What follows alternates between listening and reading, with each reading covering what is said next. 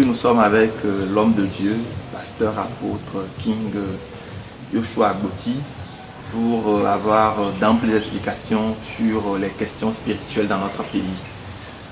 Homme de Dieu, bonjour. Bonjour, monsieur. Alors, la première question aujourd'hui, vous avez récemment dit dans une de vos émissions que le Seigneur va confier le Togo à un homme de Dieu, que le Seigneur va confier le Togo à quelqu'un qu'il a appelé lui-même. C'est ça. Est-ce que vous pouvez mieux nous expliquer cela? Vraiment, je remercie le Seigneur Dieu ce matin pour vraiment pour ce moment-là qu'il accorde à tout le peuple togolais de encore comprendre son plan, parce qu'un peuple sans vision, c'est un peuple sans frein. Donc, je remercie vraiment le Seigneur pour votre vie, pour la vie du peuple togolais, pour la vie de l'église au Togo en général. Et je suis le pasteur King, je me présente, le pasteur King Yoshua Agboti. Oui, effectivement, je pense que c'est hier sur la radio Canal FM, j'ai dit des choses, j'ai donné des prophéties. Donc, effectivement, par rapport à votre question, ce que j'aimerais expliquer d'abord au peuple togolais par rapport au pouvoir, c'est que c'est Dieu qui donne le pouvoir. Si je dois aller dans la Bible, si je lis Esdras le chapitre 1, le verset 1 à 2 dit: et la première année de Cyrus, au roi de Perse, afin que fût accomplie la parole de l'Éternel, dite par la bouche de Jérémie, l'Éternel réveilla l'esprit de Cyrus, roi de Perse, et il fit une proclamation dans tout son royaume, et la publie aussi par écrit, disant: ainsi dit Cyrus, roi de Perse, l'Éternel, le Dieu des cieux, m'a donné tous les royaumes de la terre. Il m'a chargé de lui bâtir une maison à Jérusalem qui est en Juda. Vous voyez ici, la Bible est claire. C'est un roi païen qui parle ici, pour le roi Cyrus. Il dit que le roi des cieux, le Dieu des cieux, l'Éternel lui a confié tous les royaumes de la terre. J'aimerais expliquer d'abord que c'est Dieu qui donne le pouvoir, le règne et la domination à un homme. C'est Dieu qui confère le pouvoir à un homme de dominer un peuple, de régner sur un peuple. Donc le pouvoir, ce n'est pas l'homme même qui détient de lui-même le pouvoir, non. Le pouvoir est donné par Dieu. Si je dois aller encore dans les profondeurs, c'est que vous allez voir dans Daniel chapitre 2, Daniel dit dans le verset 20 ou bien 21 que tu es le Dieu qui change les circonstances. Tu es le Dieu qui établit les rois. Tu vois, donc c'est Dieu qui établit les rois. C'est Dieu qui confère le pouvoir à un homme. C'est Dieu qui détient le pouvoir. Vous voyez, donc comme dans Jérémie, je suis dans la parole de Dieu, je vais vous expliquer tout ça avec la parole de Dieu. Comme dans Jérémie 27 aussi, Dieu a demandé à Jérémie de faire des liens et d'envoyer au roi de Sidon, le roi de Tyr, etc., de leur dire que voici, c'est lui le Dieu qui a créé la terre et les hommes. Il donne le pouvoir ou bien la terre là, à qui il veut. Donc c'est Dieu qui donne le pouvoir. C'est Dieu qui détient, il est le détenteur du pouvoir. Donc la question, je vais maintenant revenir à votre question. Dieu a décidé dans sa providence de confier ce peuple togolais afin à un homme de Dieu. C'est-à-dire, j'avais dit dans la prophétie que j'avais lue, dans la prophétie, le Seigneur dit: qu'un jour personne ne peut fermer, je fais du Togo un royaume de sacrificateurs selon l'ordre de Melchizedek. Je fais du Togo un royaume de sacrificateurs selon l'ordre de Melchizedek. Donc là, l'ordre de Melchizedek, pour répondre à ta question, efficacement à ta question, l'ordre de Melchizedek, c'est un ordre établi par Dieu pour nommer les rois selon son cœur. C'est un ordre établi par Dieu pour nommer les rois selon son cœur. Les rois qui émanent de lui. Donc c'est par cet ordre que Dieu avait nommé Jésus-Christ aussi. Que tu es mon fils, je te nomme aujourd'hui roi, roi, sacrificateur, roi, selon l'ordre de Melchizedek. Vous voyez donc, si Dieu dit selon l'ordre de Melchizedek, ce qui veut dire que c'est un homme de Dieu. Ce qui veut dire que c'est un sacrificateur.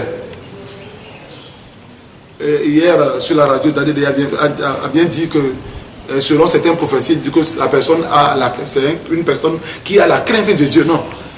Il n'a pas seulement la crainte de Dieu, mais c'est un sacrificateur de l'Éternel, la personne. Donc c'est ça. Je ne sais pas si vous répondez à votre question, mais c'est un sacrificateur. Selon l'ordre de Melchizedek, ça veut dire directement que c'est un sacrificateur. Melchizedek, c'est un roi. Il est roi. Son nom veut dire justice. Roi de justice. Hein? Et maintenant, il est sacrificateur du Dieu très haut. Il est sacrificateur à perpétuité du Dieu très haut. Donc, ce qui veut dire directement que la personne qui va diriger prochainement ce pays sera un sacrificateur de Dieu. Il sera un prêtre. Au-delà donc de cette information, mais pourquoi Dieu irait choisir un prêtre ou un sacrificateur quand on sait que notre pays regorge d'intellectuels, pas des moindres, sur différentes questions? Est-ce qu'un homme de Dieu est bien formé pour gouverner la chose publique? Vous savez, il y a quelque chose que vous devez comprendre au Togo. Il y a beaucoup d'intellectuels vrais au Togo, c'est vrai. Mais la situation socio-politique dans notre pays, depuis très longtemps, j'ai remarqué quelque chose, et c'est ce que Dieu aussi a dit, c'est que les Togolais n'ont pas une formation politique, ils n'ont pas reçu une formation politique. Aujourd'hui, depuis qu'il y a des opposants, il y a beaucoup d'opposants au Togo, oui, je le sais. Mais si en voyant la population, le langage que la population tient par rapport à ces problèmes politiques, j'ai suivi ça, je vais vous parler de 2005, j'étais à Agoye en 2005, quand les jeunes d'Agoye se rassemblaient en camp, que lorsque leur candidat Jésus-Christ va gagner les élections, ils vont chasser les cabiais de leur maison et reprendre leur terrain. Ils vont reprendre leur terrain. Ils vont faire ça. Donc, tu vois la population, ils n'ont pas un langage politique, ils n'ont pas reçu une formation politique, non. C'est de la haine qu'ils nourrissent. Donc aujourd'hui, je vous dis, si le Seigneur, ou bien si ce pouvoir tombe dans les mains de quelqu'un, comme ça, ce sera un déluge au Togo, ce sera la guerre au Togo. Donc parce que ce peuple a tant nourri la haine. Aujourd'hui, regardez les Togolais, c'est la haine seulement. C'est la haine seulement. Donc Dieu, je pense que Dieu, dans sa providence, Dieu, il est le plus sage, il est la sagesse lui-même. Il a décidé de remettre ce Togo dans les mains de quelqu'un qui peut prôner la paix. La paix, qui peut amener la paix. C'est pour cela que je pense que c'est la raison qui a poussé Dieu à remettre ce pays dans les mains d'un homme de paix. L'ordre de Melchizedek, Melchizedek, il est appelé roi de Salem. Roi de Salem, c'est-à-dire roi de paix. Donc Dieu veut la paix au Togo. Dieu ne veut pas la guerre au Togo. Il veut la paix. Donc il veut quelqu'un qui peut amener la paix. Pourquoi? Je vais te poser question. Moi, je vais te répondre par cette question. Pourquoi lors de la commission justice, vérité et réconciliation, pourquoi ils ont choisi Monseigneur Baliga? Monseigneur Baliga a été choisi parce qu'ils ont vu que c'est un homme qui peut réconcilier les gens. C'est un homme qui peut prôner la paix. C'est pour cela qu'on l'a choisi, pour présider le conseil, la commission vérité, justice et réconciliation. Je pense que c'est pour raison pour laquelle Dieu veut confier ce pays à un homme de paix, un homme qui peut faire la paix, un homme qui peut réconcilier le Togo. Je vous remercie. Mais ça pose une autre question. Nous savons tous comment et qui gouverne notre pays depuis des années. Comment est-ce que ce passage de la gouvernance actuelle vers la gouvernance de l'homme de Dieu va s'effectuer? Est-ce que ça sera par des élections? Est-ce que ça sera par une révolution? Vous avez dit déjà qu'il n'y aura pas de guerre. Mais comment est-ce que ce pouvoir-là va se transmettre à l'homme de Dieu? La Bible dit que ce n'est ni par la puissance, ce n'est ni par la force, mais c'est par mon esprit, dit l'Éternel des armées. Vous voyez, Dieu, il a mille moyens. Dieu, il est autonome, il fait ce qu'il veut. Il a mille moyens pour enlever un royaume et pour établir un autre royaume. Bon, il dit ici, si nous voulons expliquer l'ordre de Melchizedek, Vous voyez, Melchisédek, il a été roi de Jérusalem. Mais il n'a pas été établi selon l'ordre ou bien selon la constitution d'Israël. Mais il a été imposé par Dieu lui-même. Il n'était pas établi selon la constitution d'Israël. Vous savez, Dieu ne peut pas, excusez-moi, mais Dieu ne peut pas établir quelqu'un selon la constitution togolaise. Parce que votre constitution, vous-même, vous ne l'avez jamais respectée. Vous n'avez jamais respecté votre propre constitution. Et Dieu ne va jamais, Dieu ne peut pas établir quelqu'un par vos urnes. Vos urnes sont corrompues aussi. Vos urnes sont corrompues au Togo. Donc Dieu, il établit la personne, là, il va l'établir selon l'ordre de Melchisédek. Donc ça va venir par sa providence, son gouvernement. Il va être établi par le gouvernement de Dieu. Donc ça va être un miracle. C'est ce que je vais dire. Les Togolais ne croient plus tellement au miracle. Bien sûr, ils ne croient plus, mais c'est ce que Dieu fait. Dieu, et si c'est l'ordinaire, ce n'est pas Dieu. Parce que Dieu a choisi spécialement le Togo. Si c'est l'ordinaire, pas la voie ordinaire, ce n'est pas Dieu. Donc, pour affirmer au monde entier que c'est lui-même qui a établi, celui qui va gouverner le Togo, ça va passer par un miracle. Vous voyez? Donc, cette prophétie, par exemple, dont j'ai parlé, vous allez voir comment les charlatans vont voir ça. L'Esprit de Dieu va stimuler tout le monde. Les charlatans vont le voir. Les devins, les marabouts, les maisons vont rêver. Les enfants vont rêver partout. Hein? Dieu sait comment faire ces choses. Et il va le faire. Il ne veut pas le faire selon l'ordre établi au Togo, c'est-à-dire selon la constitution togolaise, non. Il le fera selon l'ordre de Melchisédek. C'est l'ordre céleste, c'est l'ordre qui domine l'univers. C'est l'ordre au-dessus des constitutions du monde. L'ordre de Melchisédek est au-dessus des constitutions du monde. Donc Dieu va établir cette personne à travers l'ordre de Melchisédek. Je vais dire que, je vais ajouter aussi que par rapport à cette gouvernance, Dieu veut établir franchement la paix au Togo. La paix au Togo, lorsque j'ai assisté à tout ça là, vous savez, la Bible dit quelque part que dans je vais lire 1 Corinthiens chapitre 2 et le verset 14 dit: mais l'homme animal ne reçoit pas les choses de l'Esprit de Dieu, car elles sont une folie pour lui. Il ne peut les connaître parce que c'est spirituellement qu'on en juge. L'homme animal, mais l'homme animal ne reçoit pas les choses de l'Esprit de Dieu. C'est que l'homme a l'état animal, c'est que l'homme charnel ne peut pas comprendre ce que je dis ici. Que j'ai assisté moi-même dans le conseil de Dieu et tout ce qui s'est passé. Donc cela s'est passé dans la paix là-bas. Je ne peux pas dire plus, mais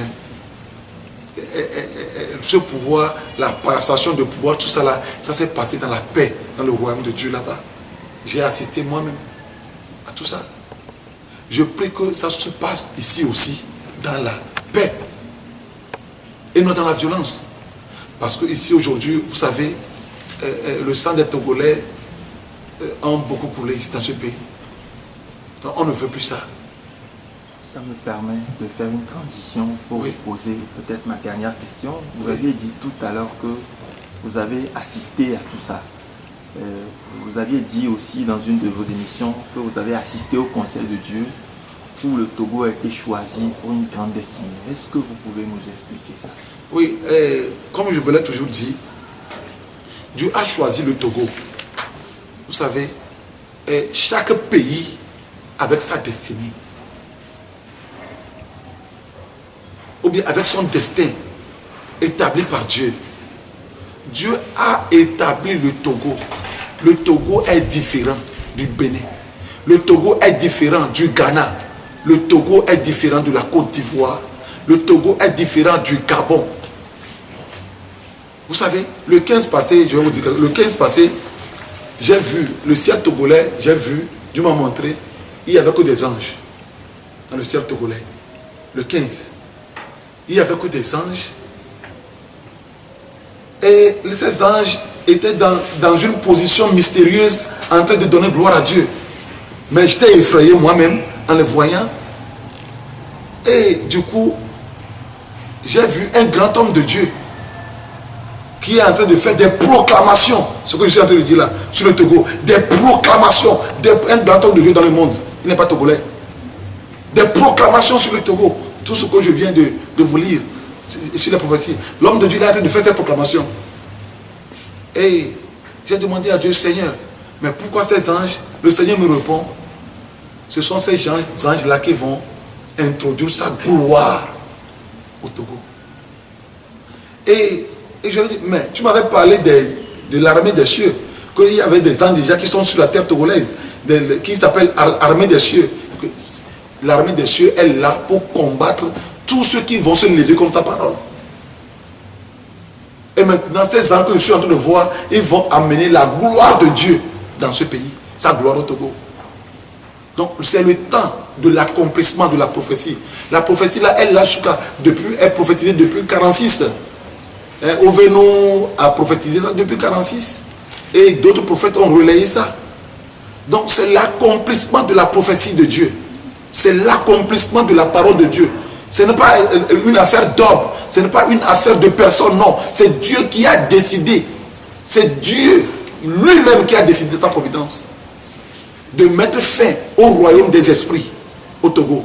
Parce que depuis Sylvanus Olympios, ce sont les esprits qui ont gouverné le Togo. Ce sont les esprits.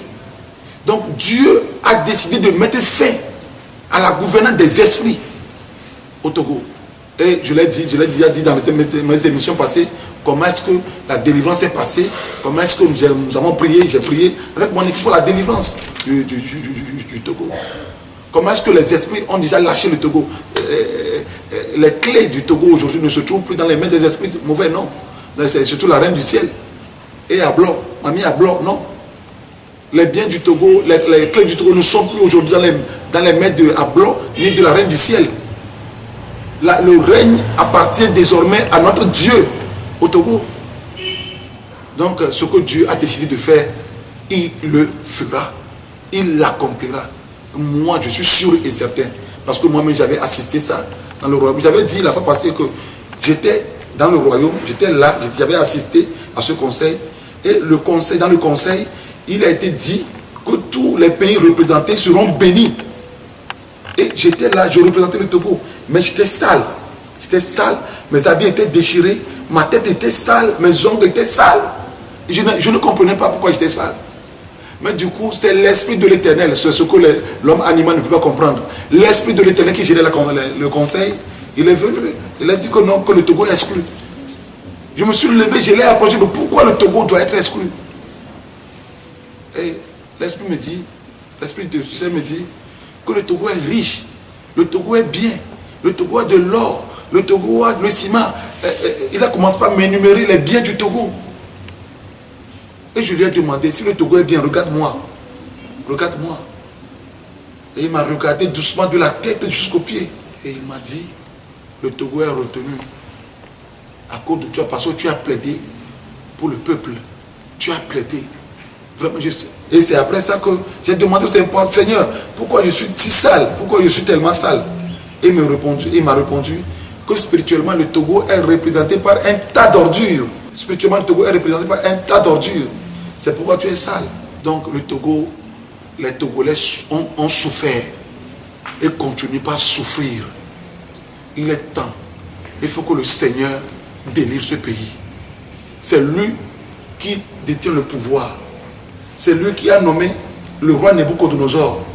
Et lorsque le temps de son royaume est arrivé, sa mère a écrit sur son mur que c'est fini aujourd'hui.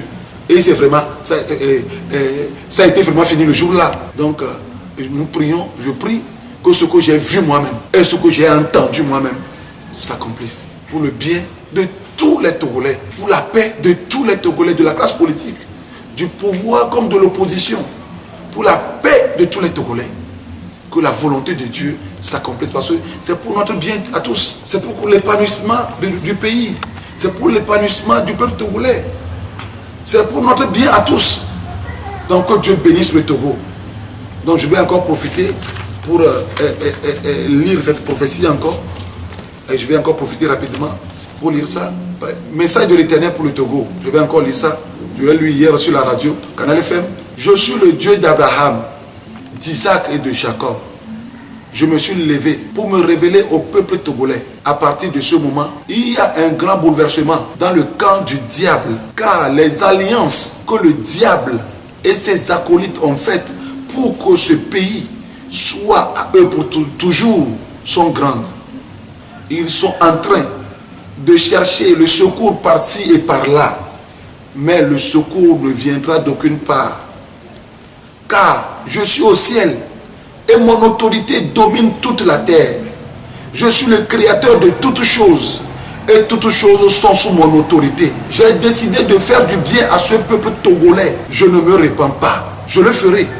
Et ceux qui le verront seront dans l'étonnement et dans l'admiration.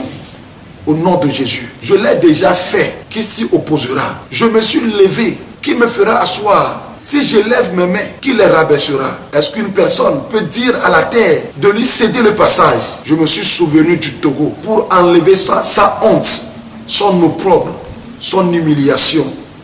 Quiconque ne se soumettra pas à mon autorité sera retranché de la terre des vivants au nom de Jésus-Christ. Car c'est moi qui tue et c'est moi qui donne la vie. Togo, tu seras appelé une nation bénie, peuple incomparable, la nation dans laquelle règne la justice et la paix. C'est moi l'Éternel, je le ferai et les ennemis ne diront rien. C'est le moment où je veux faire grâce à la nation togolaise pour qu'elle sorte de sa captivité. Soyez sans crainte, ma jalousie l'accomplira. Si la jeune fille vierge peut donner naissance à un enfant, c'est possible, dit l'Éternel des armées. Tous ceux qui se rassembleront pour lutter contre ma parole, les enchanteurs, les marabouts, les devins, seront propulsés très loin. Mes bras les jetteront très loin dans un pays du non-retour. Au nom de Jésus-Christ de Nazareth, car la bouche de l'Éternel a parlé. Ézéchiel 30, verset 3 à 4. Jérémie 51, verset 44 à 45. Michel, le chapitre 2. Que le Seigneur bénisse le Togo et toute la population togolaise. Amen. Merci beaucoup. Amen. Amen.